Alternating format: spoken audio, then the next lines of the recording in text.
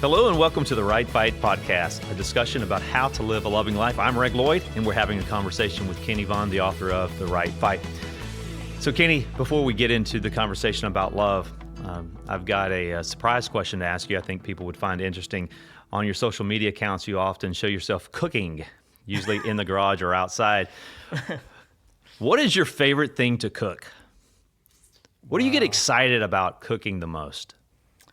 Man, probably that, I've showed it a couple times on there, that fish recipe. We call it fish what the hell. Okay. I think it went all the way back to Justin Wilson. He was a Cajun cook, and he had some dish he called that. Basically what he meant was, he was thinking, should I put this in there? And he'd say, oh, what the hell? And he'd put it in there. So I was cooking some dishes one time when I was probably late teens. And, all I had was what was in the refrigerator, and it wasn't what was supposed to, what I needed, So I just made an aluminum pan, and I just put everything in there and put it on the pit. Well, it was pretty obvious that some of that stuff did not need to be in there. It was nasty. But there was a couple of surprises, like olives. All I had was olives. So I put the olives in there, and I was thinking that was a no way. Yeah. But they were actually very tasty with that smoke flavor on the pit. So anyway, long story short, over time I weeded all the no ways out, and I kept the few that were left, which is basically just a fish, any kind of fish. It works on some birds I know too. Red pepper has to be in there. Oh, 100%, yeah. That's a stay for almost everything, except for a steak. I leave it off the steak. But yeah, salt, black pepper, red pepper, and then lemon juice, maybe a lemon or so, and a stick of butter, and I like butter, so you could do a half if you wanted. And then some diced up onions, and then green olives and some olive juice. It's all in an aluminum pan, and you smoke that on the pit. And it's not just one of my favorites. Yeah. Like my kids, my wife, if we have friends over, they're like, Dad, make the olive. They call it the olive fish now, but so yeah, that's the favorite. What's your favorite fish to cook? Probably the largemouth bass is one of the best flavors, especially for that dish. Redfish is a pretty close second. But all right. Those are the two. You need a firm fish, not a mushy one, in that dish. Got it. If you don't believe it, come over sometime, man. And then all that broth goes over a baked potato. We're in. Come on. All right, next time you cook. I'm hungry. I'm there. All right, so in Chapter 5, let's get to the content in Chapter 5. You give a list of 8 things that love is not, and the third thing that you mention is that love is not envy. Love is not envious. So I think we all agree, the listeners and myself, that we know that envy is not a good thing, but I'm not sure that we can draw the correlation between how envy is not loving. Why is envy not loving? And maybe we need to first define what envy is. Why don't we do that? Let's define what is envy. Yeah, and so the definition in and of itself, I think, reveals somewhat why it's not loving. And I guess before I read that real quick, I mean, there were things that I envied about other people. I was a ski jumper for a long time, so I kind of envied the fact that some people were more successful than I was. And that envying I longed for, I guess you would say. I think that's different than the definition of envy itself, the envy that is very dangerous and totally unloving. It's not necessarily a longing for. So the definition of envy is a feeling of discontent or resentfulness aroused by someone else's possessions, qualities, or accomplishments. And the problem with envy that I'd say, so love is selfless, and love is doing what's best for someone else, desiring what's best for someone else, really without regard for ourselves, just meaning that, if what's truly best for you means it's going to cost me, I choose what's best for you, not me not having to pay the price, okay? But if we're envious of someone, so if we are discontent or resentful about someone else's accomplishments or possessions or whatever it is about them, their looks, then what I do personally, for sure, when I allow this envy to take root in my life, is it changes the way I treat them. It starts by changing the way I see them. So I make a bunch of broken assumptions. I say broken because, anytime I assume something, there's a great opportunity or chance that it's not true. So I make the assumption that they're prideful or they're proud or they think they're something, mainly because if I envy them, they can do the exact same thing that someone else does that I don't envy, that they can do the exact same thing and it doesn't stir up in me the same feelings.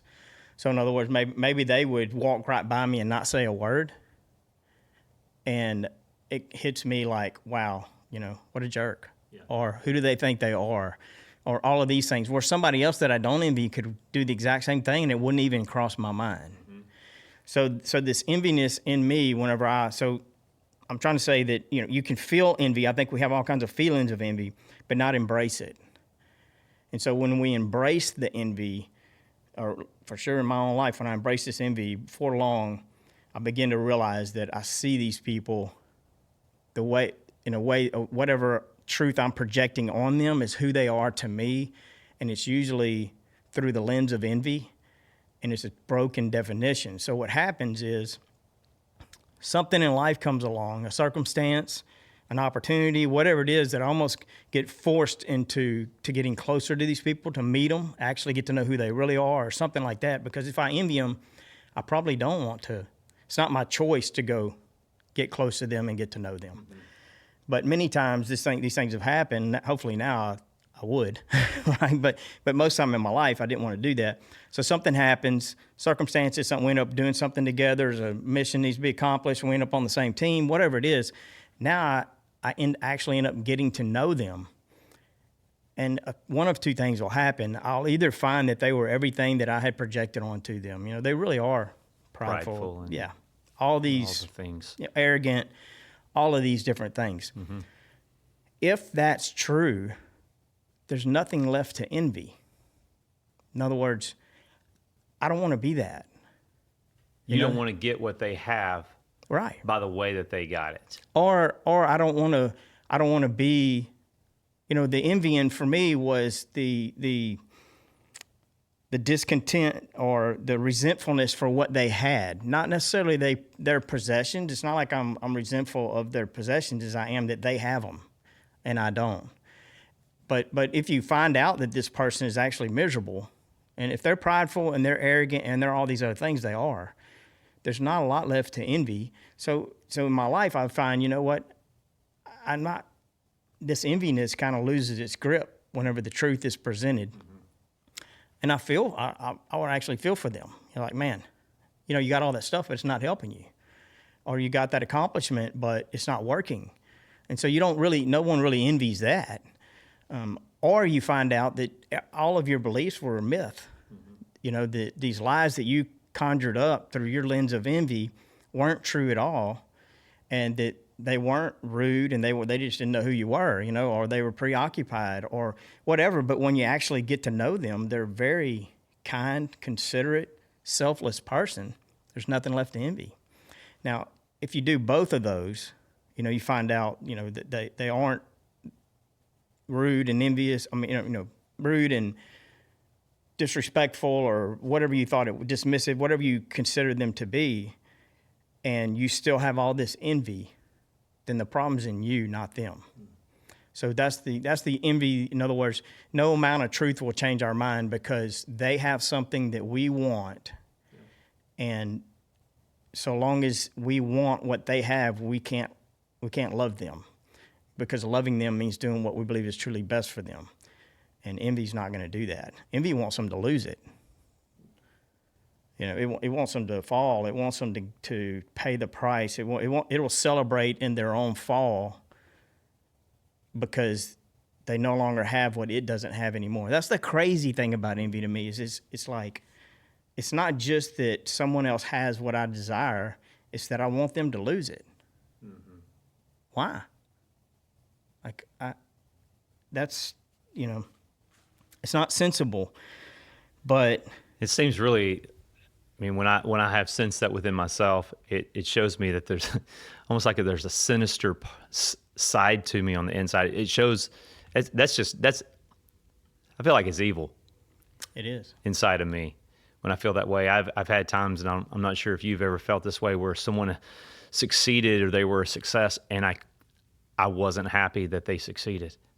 I couldn't celebrate their successes, and that all pointed towards me. Yeah. Well, there's two sides to that too, I think. So, I mean, if someone actually succeeds with their selfishness, then I think loving them could actually grieve over their success, because it's just reinforcing what's in the end is going to wreck them, right? But what you're talking about, I totally get, and that is the person that someone else achieving something we wanted to achieve, and then we're envious, and yes, we can't celebrate their success. And that's another crazy thing, is about envy. And I think we have our own responsibility in this part, and that is not stirring it up, because for a long time, especially early in my 20s, early 30s, I'm trying to succeed, I'm fighting hard, and I see myself, I think we all kind of see ourselves as an underdog. We know what we have to overcome to get there. Mm-hmm. And so we see ourselves as humble, we see ourselves as an underdog, and we're working hard, and we think maybe we'll never get there. And then when we accomplish something, it's like we want to tell everybody. We want the world to celebrate with us. That's right. We want everybody to celebrate with us. That's not a bad thing, is it? Maybe not.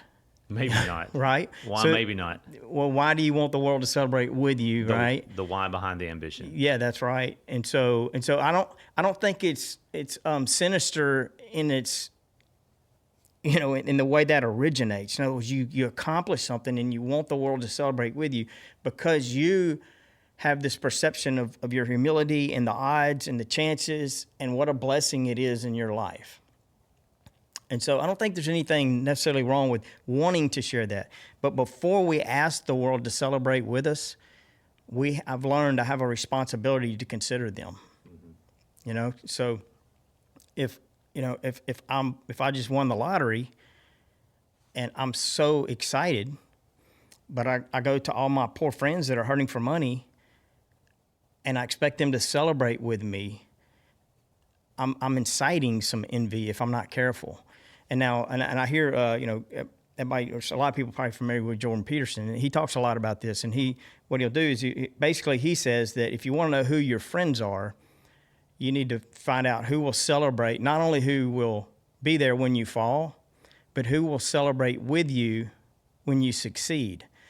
And I don't know, I think I'll challenge that just a little bit. I mean, that's an extremely loving person that will be there when you fall and celebrate with you when you succeed. But sometimes they're fighting their own battles, and it's not that they aren't your friend or don't want to be your friend, but you're inciting envy, and you're just making it really hard. You're making it extra hard for them. So if we love people and we have something that's enviable, our responsibility, if we're going to present it, is to do so very humbly and grateful. I don't think many people become extremely envious of humble and grateful people, no matter what they accomplish or achieve. Or the whole crowd will cheer. Almost, you pick a crowd from anywhere, put them together, and then you have somebody fighting for something, and they're fighting, humbly and ethically, and they're unlikely to succeed, and they find victory. The crowd goes nuts. I get chills just thinking about it. But because of their humility. Yeah, I think so. That's an intriguing thought.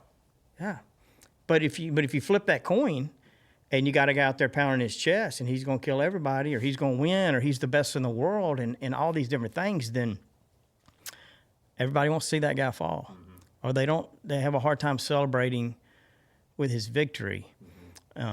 And some of this goes into pride, and we'll talk about that in a little bit. But I've been thinking about this the last few days.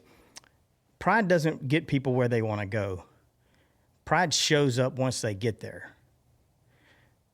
Just meaning, we think we need to be prideful so that we can accomplish something. Like I'm the best, I'm good enough, I'm all of these different things. But people don't normally climb the ladder and accomplish something that way. They climb the ladder and accomplish something by humbling themselves, by stepping back, having open ears and learning and failing over and over again. And then they finally arrive, and then pride shows up and knocks on the door the second they get there. And if they'll invite it in, then they become this very prideful person because look what I did. It's all me. And so, yeah, that pride definitely incites envy. And all of these 8 things that love is not feed off of each other to create something in us that eventually wrecks our own lives. Yeah. I would be surprised that there's not one person listening, there's not one of us that does not experience the feeling of envy, of looking at what someone else has or accomplished and then projecting negative feelings towards the person because of what they've accomplished. You mentioned in the book, envious feelings pop up all the time in all people, but the difference between envious people and loving people is not whether they envy. The difference is that a loving person will refuse to act on the feeling of envy. What would be your advice to us when we have the feeling of envy? What's the stopgap to keep it from coming an action of envy? Okay, so just to clarify what you said, and the part of this definition of envy, I would disagree with slightly. Well, is that it's a feeling of discontent, and that's where it starts, or resentfulness.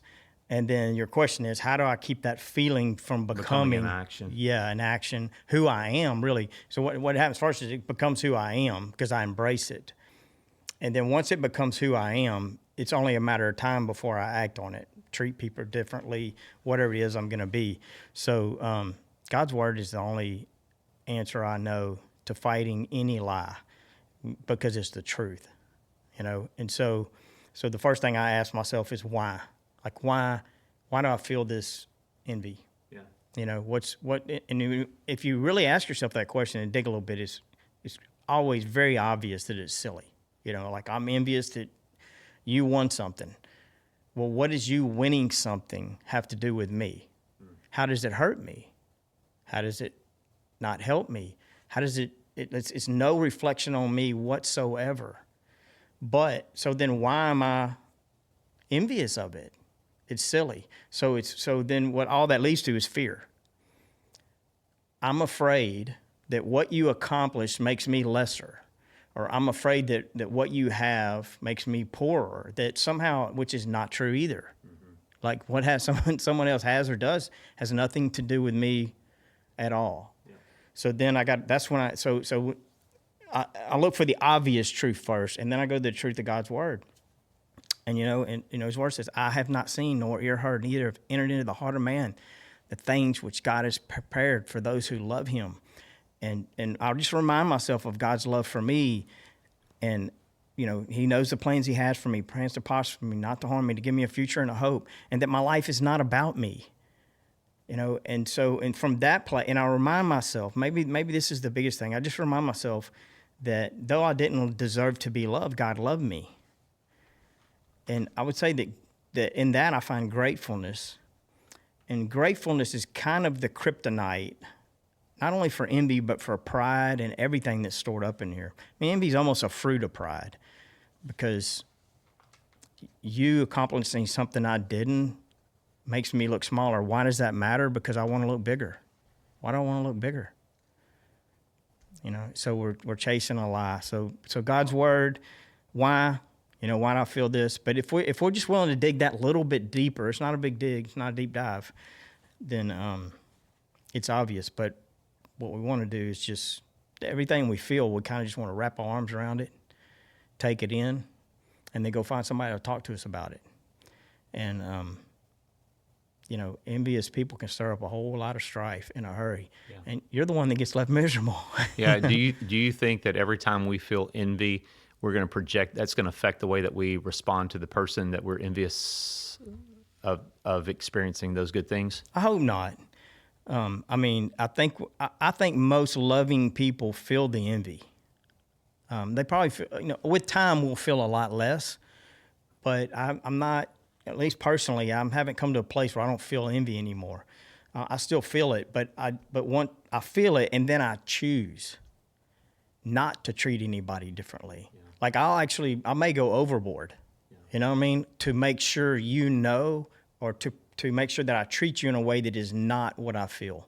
So instead of ignoring you, if I envied you before and you walked in behind me, I would probably hurry up so I could let the door go and shut on you. Mm-hmm. Well, now, if you're halfway across the parking lot, I'm gonna stand there and hold the door. You know what I mean? I refuse to act on a lie and allow it to rule my life. So I'm going to go out of my way to love the people around me and the people I feel envy for. And, if you just walk through the door and don't even look at me, well, I might not envy you anymore. You know what I mean? It's like, God help him. So yeah, we're going to feel it. It's so important what we decide. It's not the things we feel and we go through in our life that determine our destiny. It's what we do with them, and all that starts with what we believe about them. It's like behind every long-term broken road, we all hit bad spots, but behind every long-term broken road, like it just keeps getting worse forever, is a broken belief. We believe some lie, and until we change that, we can just keep going as long as we want to. It's never going to get better. It's only going to get worse. Yeah. Let's close out by just brainstorming about what should alert us that we are experiencing feelings of envy. What are some of the thoughts, the common thoughts? Something like, I wish that was me, maybe. I wish they didn't. Yeah. Who do they think they are? Okay. Or just anything that immediately, just stirs up something in you so that you just think this person thinks they're something else. Because of what they've achieved or what they received. What they look like. Yeah. Anything. I mean, one of the things that I think stirs it up a lot is in a very physically attractive person walks by or whatever, and people like me, not so attractive, I feel envy, and then I think I want to treat them a certain way because I'm sure, they're blowing me off or they're not acknowledging people, whatever it is. But then when I get to know them, they're physically attractive, but they have the same fears I have. They're not sure how to address other people. It had nothing to do whatsoever with them thinking that they were hot something. Mm-hmm. It was the exact opposite of that. And so they're reserved and they don't know what to do with it. But if you love them and you get close to them, you realize that it wasn't that at all. Or if it really is that, yeah. Yeah, we see someone like that and we think, well, the only reason they're in such good shape and look so good is because they neglect their family. They're putting their health over their family, right. So we paint them in a bad picture in our own mind. Yeah. That would be a red flag for me. Yeah, that's a good point. Yeah. And if they really do that, they don't need to be envied. If they're really neglecting their family, you know what I mean? Yeah. Then they don't need to be envied. Well, Kenny, I think we hit a whole podcast on envy. I didn't expect that, but it worked. Yeah. So this concludes another podcast of The Right Fight, and we're going to look at pride at our next podcast. Look forward to talking to you about that. That's a big one. Trust God's word no matter what. Keep your eyes on the horizon. Thanks for listening to the Right Fight podcast. Make sure to check out Kenny's book, The Right Fight, for more on how to live a loving life. It's available on their website, shieldsofstrength.com, Audible, and all digital platforms. If you have any questions for the podcast, you can email support@shieldsofstrength.com and put podcast as the subject. And make sure to follow Kenny on Instagram and TikTok @JohnKennedyVaughn. Thanks for listening, and we'll see you in the next episode.